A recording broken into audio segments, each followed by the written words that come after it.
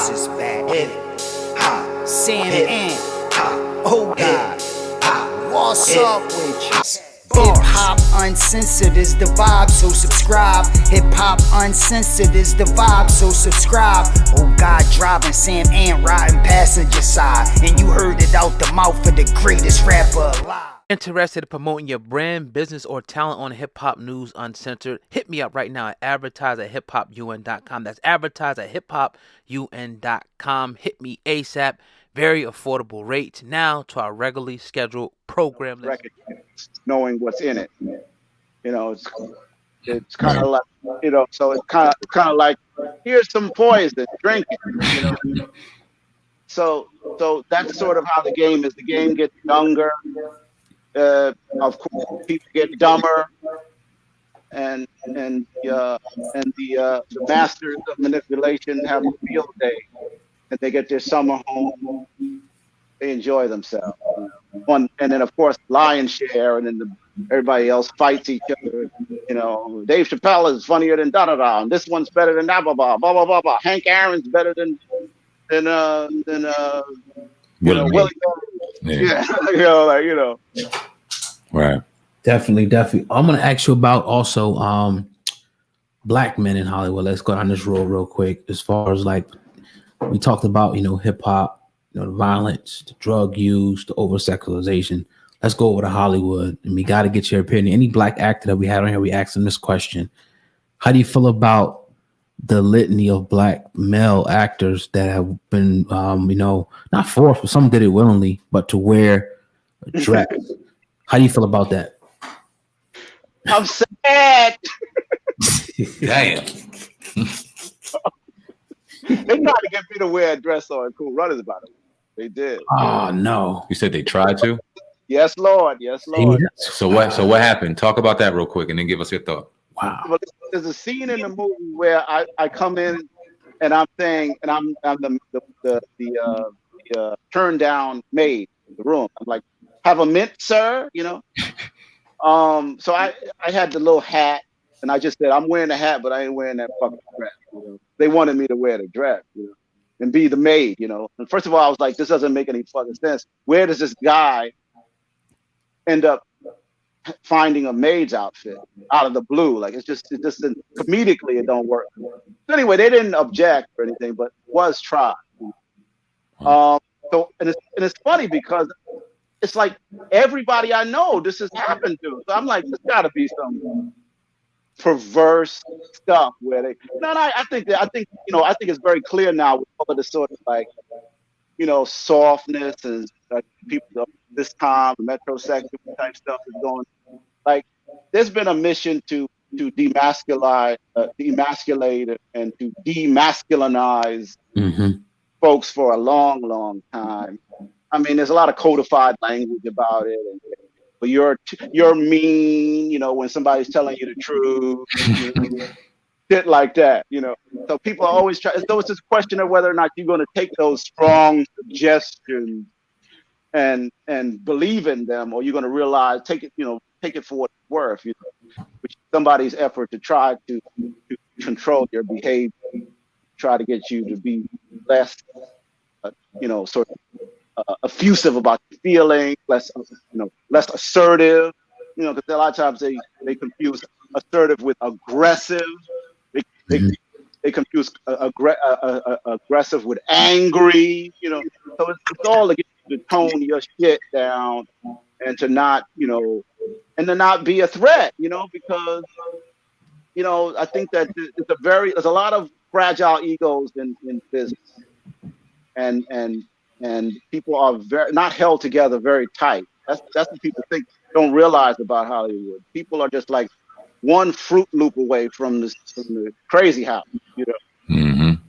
So a lot of times, almost anything can set somebody off. And if people, as you know, in the culture, the Big C culture, not our culture, Big C culture, they are brought up on images that have been peddled about us for many, many moons, and they come to the equation with all these ideas. And you don't realize when you're engaging them that you're dealing with someone with a loaded pistol. You know, Yeah. you just think you just having a relationship, or you just think you're doing a movie together. You think it, and when really this is a situation where you nearly need to grit your teeth and tighten yourself up because some shit has come that in some cases I think takes some brothers by surprise. So that's why they're really shocked. They're like, oh my God. You know, it's kind of, I always tell people, like, as far as like, you know, sort of so-called sexual harassment in the industry, like you don't go to a war and say, damn, these niggas using bullets. Right. So everything you heard is true. So if you're gonna go into the situation, just know that people are out there doing this. People are out there, you know, trying to get you to cheapen yourself, to get you to.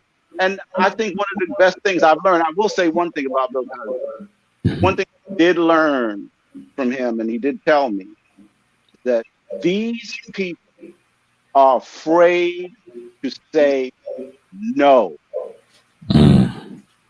Makes sense. So it doesn't matter if somebody wants you. It doesn't matter if somebody wants you to bend over. It doesn't matter if they want you to do. You can't be afraid to say no. Word. Because that's when people are like, oh my God, this is a crisis. What do I do? What do you mean? What do you do? You know, you're supposed to say, hey man, not the high heels. You just give those to your wife. Right. So with that being said, I want to bring up a couple of things that people have said when we asked them about that. They said one thing, and I want to get your opinion on it. They said that it doesn't matter. I put on a dress. I'm getting paid for it. I know I'm straight. It's just the role. Right. What's your response to that?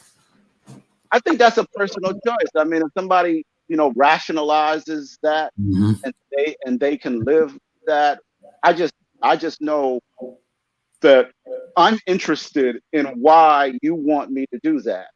You know, I'm a very critical thinker, you see. Right. So my whole thing is, okay, you want me to grab your penis? Why do you want me to do that? Right. Word. What does that say about you? Like, I need some explaining.